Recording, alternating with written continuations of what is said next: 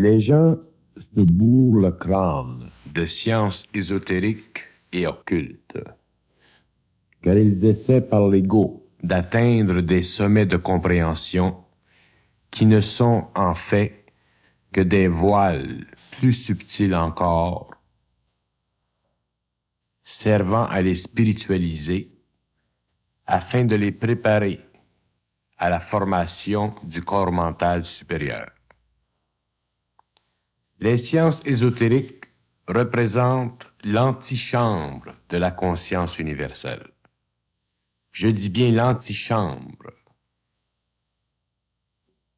Si la conscience de l'homme doit être universalisée, les forces universelles doivent déchirer les voiles de l'ego spiritualisé afin de libérer l'ego par le haut, contrairement à l'effet des sciences ésotériques et occultes qui lient l'ego au mental inférieur en se servant des hautes formes spirituelles qui le plafonnent, en lui donnant l'illusion de hauts sommets spirituels. Or, autant la spiritualité cache le rayon de la lumière dans l'homme, autant ce rayon a besoin de spiritualité pour descendre dans le mental inférieur et le faire éclater. Or, l'homme craint l'éclatement du mental inférieur, car toute sa sécurité psychologique et spirituelle y est contenue. L'homme ne réalise pas que la conscience est sans borne, c'est-à-dire qu'elle peut délier toutes les formes qui servent à la contenir et en créer d'autres pour la faire couler ou descendre du sommet de la tête jusqu'au centre le plus bas, afin de manifester sur tous les plans un aspect d'elle-même, sans l'interférence de l'ego. Autant l'ego est nécessaire dans le processus de la spiritualisation, autant la conscience doit renverser le processus lorsque l'homme prend sur lui-même le poids de cette conscience et le pouvoir qui l'accompagne. L'homme spirituel est un être en transition vers la conscience et non un être conscient. Pour que la conscience s'installe en lui, il doit revivre à l'envers sa vie spirituelle, c'est-à-dire qu'il doit vivre selon son intelligence universelle et non selon les formes qui lui ont servi au cours de l'involution.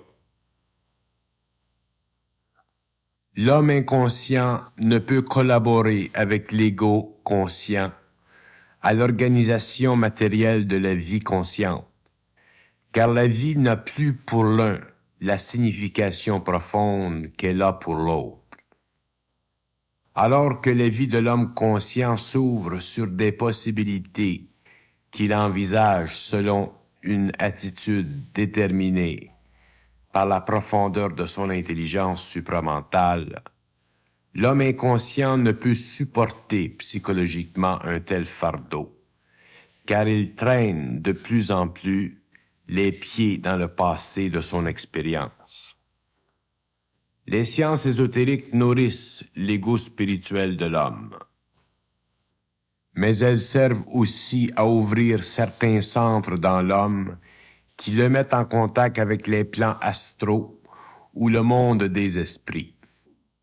Autant les sciences ésotériques spiritualisent l'homme, autant elles peuvent le mettre en danger, car l'homme n'a pas de discernement suffisamment développé pour pouvoir éviter les influences subtiles qui pénètrent son esprit par le biais de son ego spirituel. L'ego spirituel est impuissant dans la forme spirituelle, jusqu'au jour où il l'a détruite, par lui-même, c'est-à-dire par la souffrance liée à la pénétration de la conscience supramentale ou la conscience de l'âme. La pénétration de l'intelligence universelle dans l'homme produit un choc dans l'ego spirituel, qui défait en lui les formes spirituelles au fur et à mesure que le choc s'installe et change les vibrations du corps mental inférieur et du corps astral. L'émotion spirituelle du corps astral est à la longue détruite et remplacée par un vide spirituel qui laisse le mental inférieur libre d'absorber de nouvelles pensées, détachées cette fois du passé humain, c'est-à-dire libre de la valeur émotive attachée à l'expérience passée de l'humanité. Une telle expérience sensibilise l'homme à la conscience nouvelle et force son mental inférieur à lâcher prise, à ne plus penser les anciennes pensées qui ont servi par le passé à l'involution et à ne vivre que du matériel neuf fourni par l'ego, par l'ajusteur de pensée, libérant l'ego de tout lien avec le passé et instituant sur le plan matériel une nouvelle phase d'instruction libre de toute émotivité. Les sciences ésotériques appartiennent à la phase spirituelle de l'humanité, phase essentielle pour maintenir dans la conscience de l'homme un lien spirituel quelconque. Mais ce lien spirituel, à la fin de l'involution, doit être dépassé, car l'homme doit recevoir directement du plan de l'âme toute connaissance sans passer par le plan astral spirituel. Ce point est d'extrême importance, car c'est ici que naît la science des mystères. Les hommes qui penseront avec le passé de la connaissance humaine seront prisonniers de formes et ne pourront s'élever dans le vide supramental. Ceux qui vivront de l'intelligence supramentale en eux verront leurs énergies transformées par cette intelligence et seront libérés de la domination de la forme, ce qui les mènera à l'ouverture sur la science des mystères et la compréhension pure des clés majeures de l'évolution. Le lien entre le supramental et la forme est impossible, car le supramental n'est pas sous le contrôle de l'ego ou de son émotivité. Et toute forme liée à une émotion ne peut que voiler la conscience universelle de l'homme. Les sciences ésotériques sont l'expression même de l'émotion spirituelle de l'homme, et toute forme d'éducation ésotérique mène l'homme à la limite de son expérience spirituelle. Au-delà de cette limite commence l'infinité de la pensée supramentale. La plus grande illusion rattachée à la science ésotérique réside dans la curiosité spirituelle de l'ego, dans sa soif de connaître les mondes invisibles, afin de les interpréter par son intelligence et de les considérer selon telle ou telle interprétation. Puisque tous les mots sont des prisons pour l'esprit, seul l'ego non conscientisé se croit et croit ce qu'il croit, lorsqu'en fait, la réalité est le royaume de l'esprit et non de l'ego. Or, l'esprit de l'homme est la partie supérieure de son corps mental et non son corps mental inférieur. C'est par l'esprit que l'homme sait et non par l'ego spirituel, bien que ce dernier lui serve de point de référence spirituel pour sentir les ondes subtiles de la réalité par le biais de l'image et du sentiment spirituel. Ce dernier fait aussi partie de l'illusion de l'ego. L'ego doit perdre sa curiosité et sa soif de la connaissance, et seule la conscience supramentale peut éteindre cette soif en éveillant en lui le discernement, qui libère l'ego de la pensée subjective et étouffante, pensée qui accapare ses énergies et le renferme sur lui-même spirituellement. La science ésotérique n'est pas la science de l'âme, mais l'impression de l'âme sur l'ego spirituel.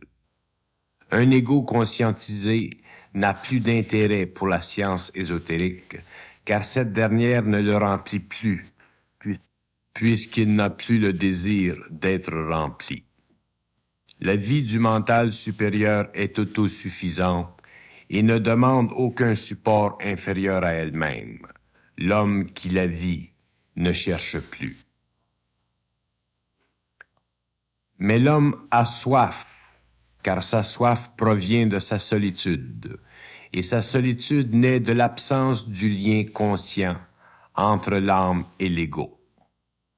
Si l'ego était conscient de l'âme et pouvait communiquer avec elle, qu'aurait-il de besoin, sinon de l'union totale, plutôt que du sentiment spirituel d'une union future?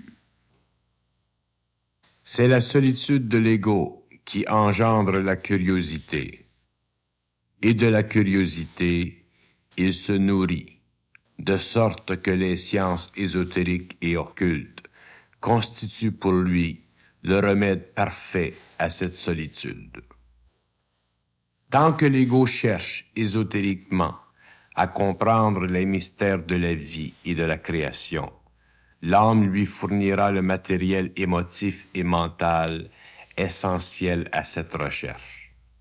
Mais l'âme, un jour ou l'autre, devra pénétrer par la force des choses et faire éclater en lui les impressions qu'elle aura créées, car elle voudra se fondre avec lui au lieu de continuer à se confondre en lui.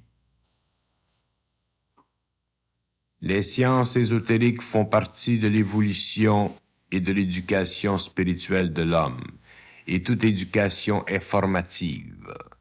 De même que l'homme découvre dans sa vie matérielle un écart entre son éducation intellectuelle et la vie pratique de tous les jours dans l'industrie, de même et plus encore, l'éducation ésotérique correspond à une impression de la réalité qui doit demeurer voilée aux principes inférieurs de l'homme. Bien que l'homme puisse goûter spirituellement de l'impression, il ne peut vivre parfaitement de la réalité, car l'impression est en dehors de la réalité, puisqu'elle fait partie de l'homme et non de l'âme dans l'homme. Inutile à l'homme de chercher au-delà de ce qui lui est agréable, car tout ce qui est agréable fait partie de son expérience et non de la lumière de l'âme en lui. Or, l'homme doit, un jour, vivre de l'énergie de l'âme afin que ses principes inférieurs puissent canaliser l'énergie et construire, sur les plans inférieurs, une perfection égale en esprit à la perfection de la lumière, mais proportionnelle en énergie à la volonté de l'homme. Les sciences ésotériques ont servi l'homme, et demain ces mêmes sciences seront reculées dans la mémoire de l'homme, car ce dernier ne vivra plus de la vie de ses sens spiritualisés, mais de la lumière de l'âme, actualisant sur les plans inférieurs des formes dont la science parfaite sera la gratification de l'homme. Ce n'est pas l'ésotérisme dans ses formes les plus élevantes, mais la science de l'énergie qui permettra à l'homme de découvrir la puissance de la réalité et la grandeur de cette réalité au-delà de l'impression purement spirituelle de son image. Si les sciences ésotériques offrent à l'homme l'opportunité d'envisager un avenir dont l'impression spirituelle est suffisante pour le rattacher à leur enseignement, c'est que l'homme n'a pas encore compris que la réalité est engendrée dans l'instantané de l'esprit, puisant dans le champ d'énergie de l'âme la lumière dont il a de besoin pour créer, c'est-à-dire rapprocher l'infinité du matériel. Ce que l'homme ne sait pas de l'avenir, de son évolution future, relève de son incapacité mentale inférieure, c'est-à-dire du fait que son mental inférieur sert de point de référence contre la réalité pour le bénéficier de l'impression de la réalité que son âme lui accorde par le biais de son imagination spirituelle. L'homme n'est plus au stage de l'éducation spirituelle, selon laquelle son mental inférieur est la mesure de la réalité, mais au stage de l'évolution et de la formation d'un mental supérieur qui l'oblige à ne plus voir par les yeux de sa conscience spirituelle, mais par les yeux de la conscience universelle qui détient la clé de son entendement, au-delà des désirs spirituels de son ego. Bien que l'éducation ésotérique de l'homme lui assure une continuité psychologique et une fondation spirituelle, viendra le jour où l'homme devra mettre de côté l'illusion de ses ambitions spirituelles pour découvrir la réalité libre de l'esprit, c'est-à-dire la conscience pure où toute forme de connaissance ne peut se rattacher ou se coller au mental inférieur de l'ego, puisque ce mental sera transformé et élevé à la hauteur de l'esprit. Or, si l'esprit de l'homme s'éveille et grandit en lui, son intelligence subjective doit disparaître, ainsi que tout ce qui l'accompagne, mémoire, désir, curiosité, en d'autres mots, même la science ésotérique. Qu'advient-il à l'homme lorsqu'il cesse de se servir de ses outils anciens? Eh bien, il utilise, après formation, de ces outils nouveaux. La conscience est infinie et la lumière qui l'accompagne est sans fin. Et si l'homme réalise que tout se modifie selon la vibration de la lumière, il est évident que ce qu'il a appris dans le passé, ésotériquement, doit aussi se modifier afin de laisser place à de nouvelles et plus parfaites formes qui constituent les points d'appui de l'évolution. L'homme verra le jour où les sciences anciennes qui ont servi à son évolution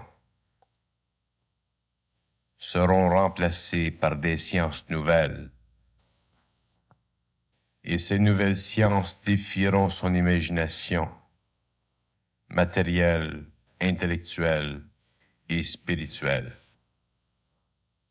Le niveau de l'évolution que l'homme connaît aujourd'hui ésotériquement n'est qu'une impression située dans son mental inférieur afin de lui permettre de se raccorder mentalement, psychologiquement, à une réalité qui dépasse son entendement, car il n'a pas encore perdu la faculté de penser. Mais lorsque l'homme aura perdu la faculté de penser, et que sa mémoire ne sera plus qu'un trou noir, il sera très évident à cet homme que toute formation, que toute éducation n'est plus nécessaire, et que le rapprochement entre son esprit et la réalité ne peut se faire que par la pénétration de la lumière en lui, et que lorsque la pénétration se fait, tous les rapports avec le passé de l'humanité sont brisés, et tous les liens avec le passé sont rompus, car le passé n'existe pour l'homme que lorsqu'il peut penser. L'homme découvrira qu'il y a un parallèle entre la perte de la mémoire subjective et l'inutilité des sciences anciennes, puisque l'homme entrera dans un temps où toute connaissance sera instantanée, où toute vision sera totale, où toute compréhension sera parfaite. Il est évident que toute notion, que toute science ésotérique passée n'auront sur l'homme aucun intérêt et pour lui aucune attraction. Il ne s'agit pas ici de diminuer la valeur des sciences ésotériques. Comme il a été dit auparavant, ces sciences ont aidé l'humanité, ont aidé à son évolution. Mais l'homme d'aujourd'hui, qui doit devenir l'homme de demain, doit commencer à comprendre que l'humanité entre dans un tournant et que toutes les habitudes, toutes les attitudes doivent être transformées, car l'homme de demain est un homme transformé.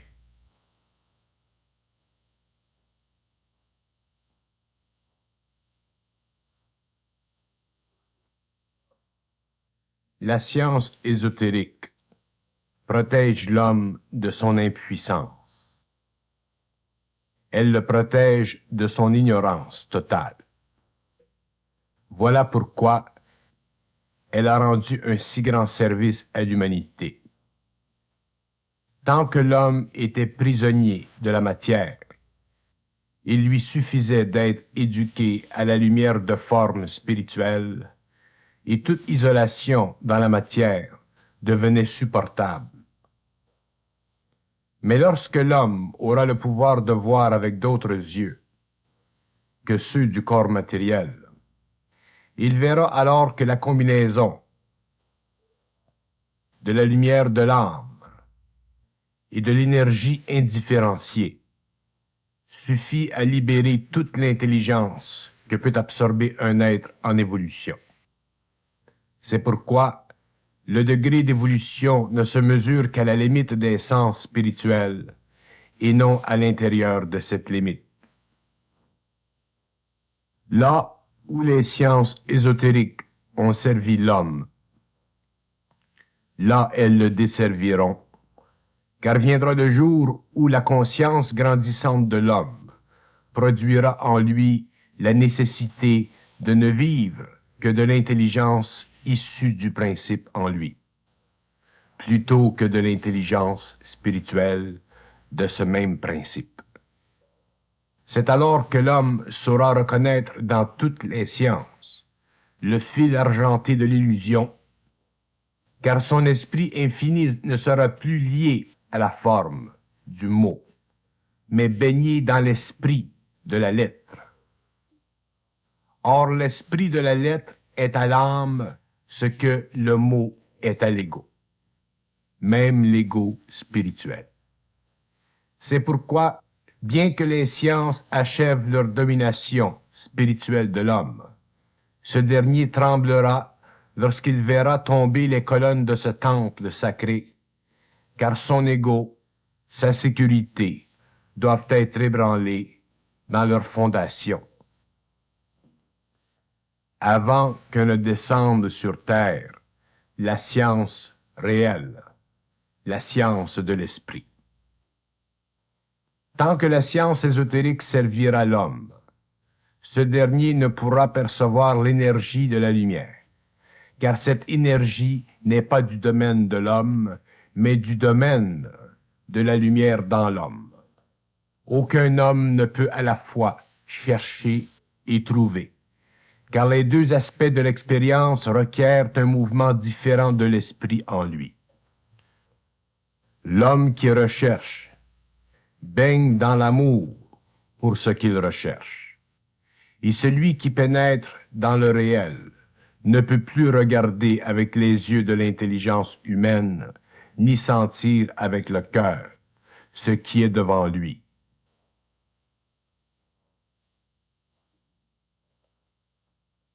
Toute manifestation provenant du vieil homme doit cesser, car ce dernier n'est plus dans le même esprit, mais dans l'esprit de l'esprit, c'est-à-dire dans la vibration de l'énergie de la lumière en lui.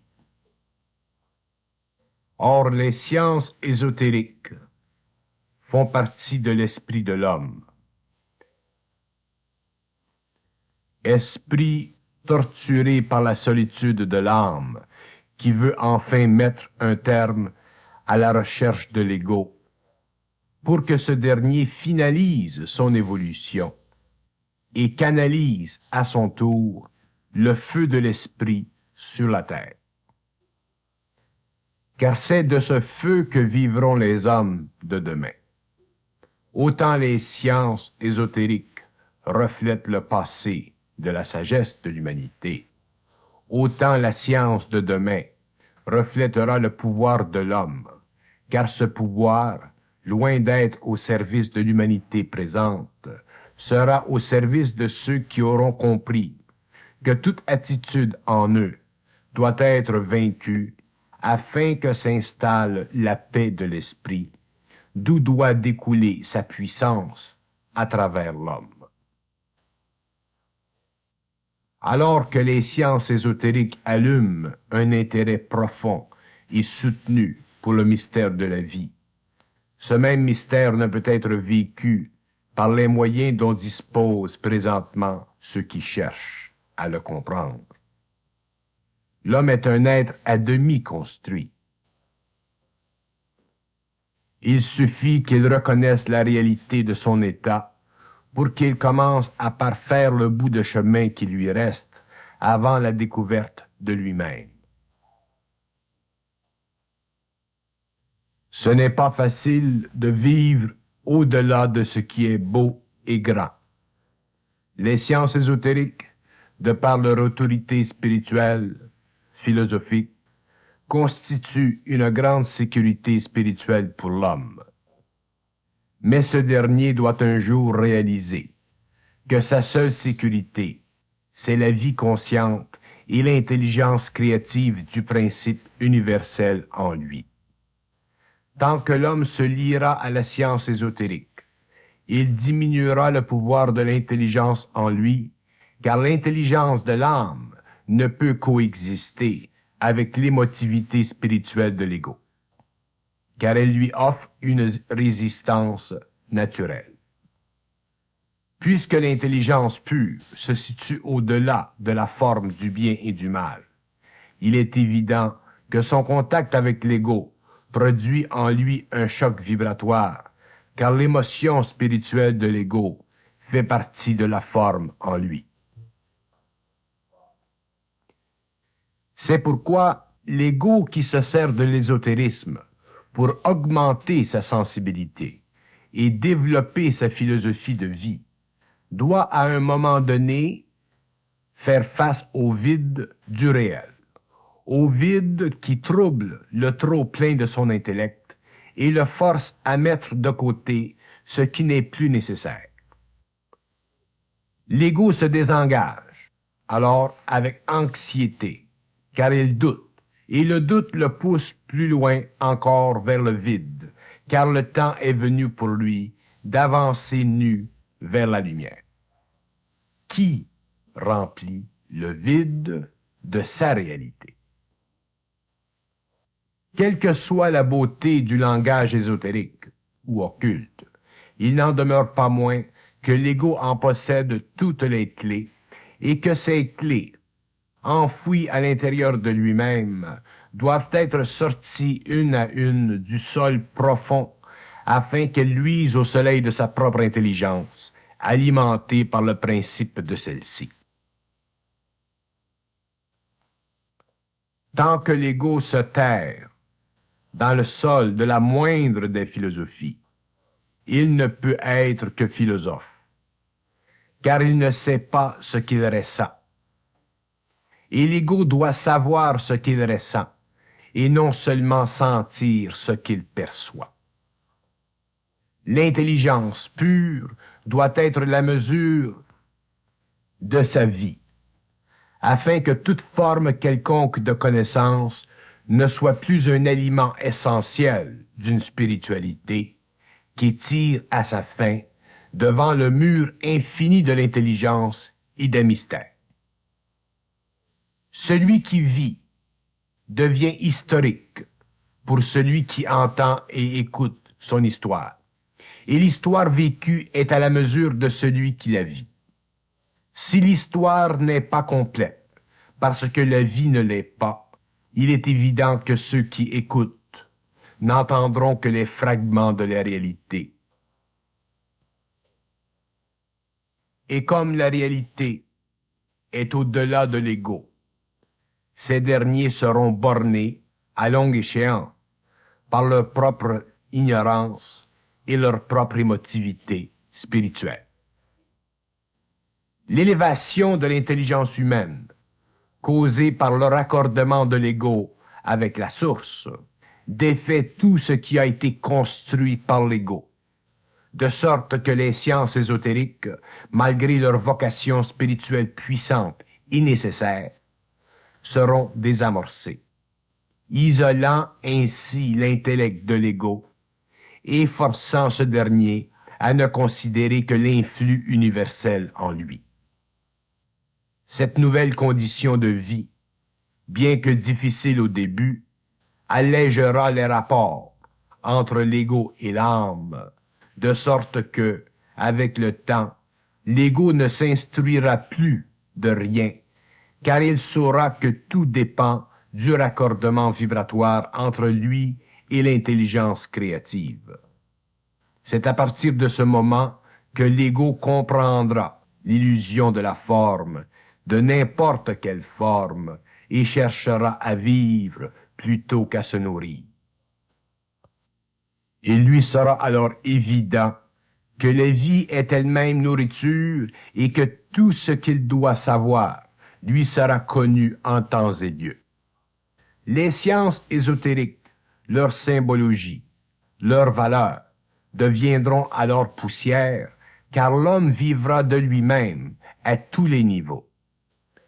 Ayant conquis enfin sa réalité, il ne pourra plus s'attarder au plaisir et à la sécurité spirituelle que lui procurait la science ésotérique.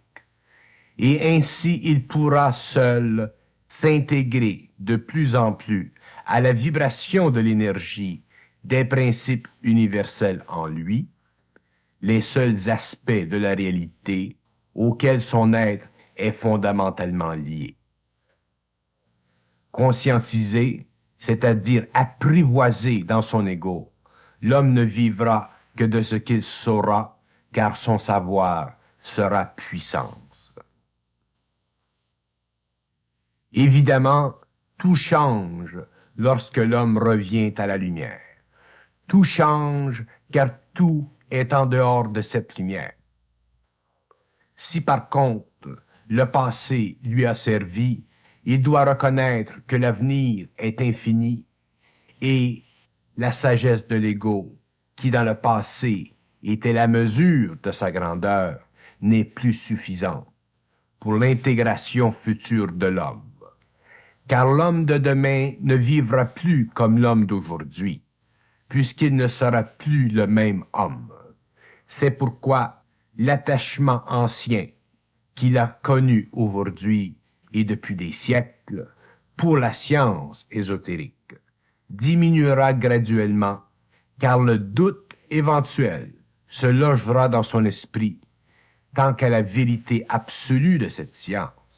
Et c'est le doute qui fera effondrer les fondations du temple ésotérique, non pas parce que la science n'était pas grande,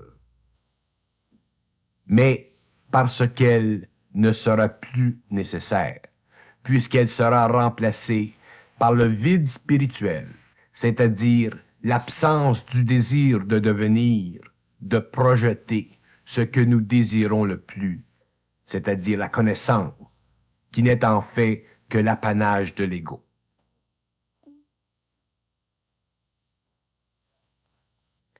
La fleur n'a pas de connaissance et pourtant elle croît.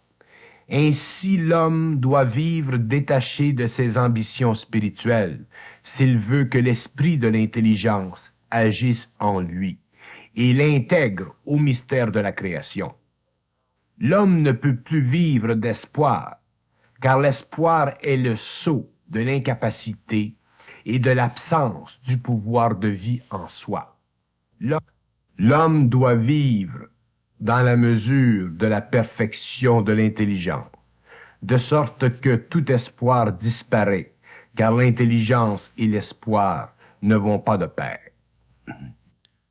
L'ignorance et l'espoir sont unis, car l'espoir provient de l'ignorance, et l'ignorance est issue des limites de l'homme, limites issues des formes de toutes sortes, qui prélèvent sur son esprit l'énergie dont il pourrait se servir pour pénétrer les couches infinies de l'intelligence et la compréhension parfaite des mondes en évolution.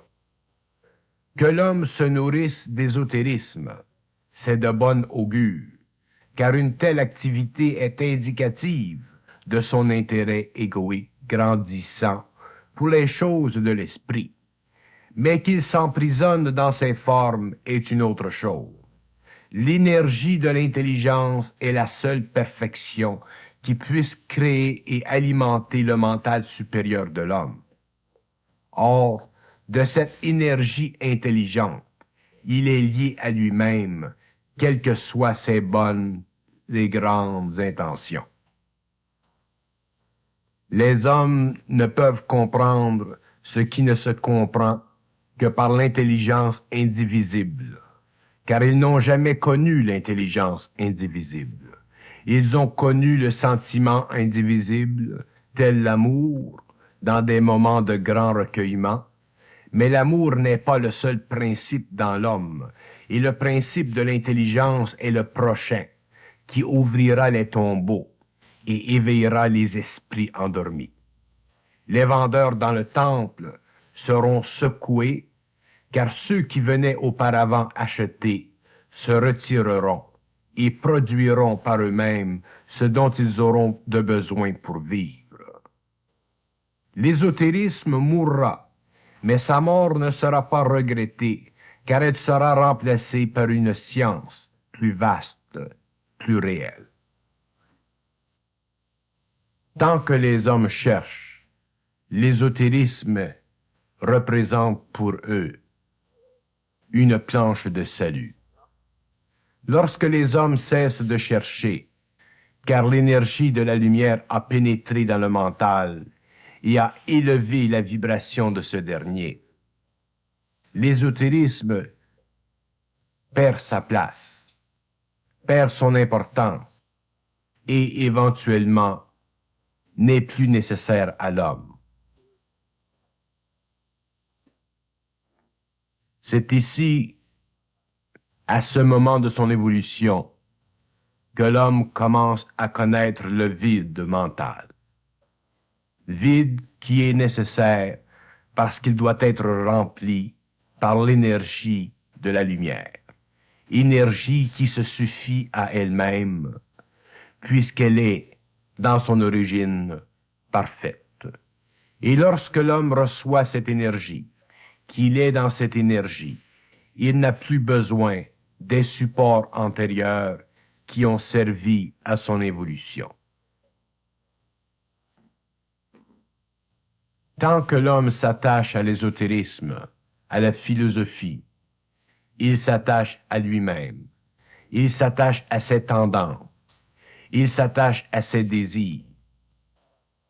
Mais lorsque la lumière commence à pénétrer et que sa vibration commence à se faire sentir dans l'ego, il devient évident à ce dernier qu'il ne peut plus combattre le vent qui souffle. Il ne peut plus empêcher ce vent de déchirer les voiles de la barque qui lui ont permis, dans le passé, de vaguer à son aise et à sa guise sur les eaux de sa curiosité. L'homme de demain ne pourra plus engendrer en lui-même les formes qui, par le passé, étaient considérées par lui essentielles, nécessaires, parce qu'il n'aura plus en lui la vibration lui permettant d'agir ainsi. Il sera totalement à la merci de l'énergie de la lumière en lui, et c'est cette énergie qu'il distribuera dans son mental les différentes assiettes dont il se servira pour alimenter constamment sa vie matérielle et sa vie morontielle. L'ésotérisme, dans toutes ses formes, sera ajusté à la vue puissante de son regard nouveau, et non souillé par l'émotion. L'homme pourra élever la voix, et tout ce qui aura servi à la construction de son ego se ternira, car sa voix ne sera plus de ce monde. Libre de tout, l'homme avancera à pas de géant et découvrira les merveilles de ce qu'il avait entrevu par la fenêtre de sa conscience astrale et spirituelle, de sa philosophie ésotérique. Le vaste champ devant lui fermera à jamais ses yeux spirituels, car l'intelligence parfaite sera plus grande que toutes ses sciences antérieures, que tous ses désirs, que toutes ses prémonitions. Même la mort sera écartée, car elle-même ne sera plus possible. C'est aujourd'hui que l'homme doit apprendre à vivre de sa solitude. Car c'est dans la solitude que la réalité commence à faire son nid, et c'est dans la solitude qu'il apprend à se désengager de ce qu'il croyait auparavant être grand, être beau. L'homme ne peut entrer dans l'intelligence sans sortir de l'éducation intellectuelle et spirituelle. Les deux aspects de lui-même ne s'interpénètrent qu'à la surface de ses illusions. Quelque part en lui, le poids de la réalité attend pour être soulevé par une conscience éveillée, une conscience qui ne dépend pas de lui, mais qui pénètre en lui à son insu. Voilà où en est aujourd'hui l'homme vis-à-vis l'ésotérisme. Voilà où en est l'homme vis-à-vis lui-même. Et ce n'est que le temps qui puisse, selon l'expérience de chacun, faire écrouler ce qui doit disparaître. Et lorsque les hommes conscients auront compris, l'ésotérisme disparaîtra de leur conscience, car ils n'auront plus besoin de cette nourriture, puisqu'ils n'auront plus besoin de se nourrir. La vie sera en eux réellement, et toute action sera le résultat de l'échange entre l'âme et l'ego, de sorte que la personnalité ne pourra plus se fier à ce qu'elle aime, à ce qui lui fait plaisir, car le vide aura remplacé le plaisir par la plénitude de la conscience. Les sciences ésotériques doivent faire place à la conscience, c'est-à-dire à la lumière. Elles doivent se retirer devant elles, car elles ne peuvent continuer à survivre face à elles. La conscience, la lumière de l'âme, l'intelligence pure, s'élève au-dessus de tout ce qui a servi, afin de libérer enfin l'ego des chaînes qui le lient à sa spiritualité, à son intellect. Ces dernières chaînes seront brisées, car l'ego conscientisé ne peut plus vivre en dehors de sa propre intelligence. Il ne peut plus vivre de l'intelligence des autres. Il ne peut plus vivre à la merci des autres. Que les autres aient raison ou pas, ce n'est plus de son domaine, puisqu'il n'a plus de besoin de raison pour vivre.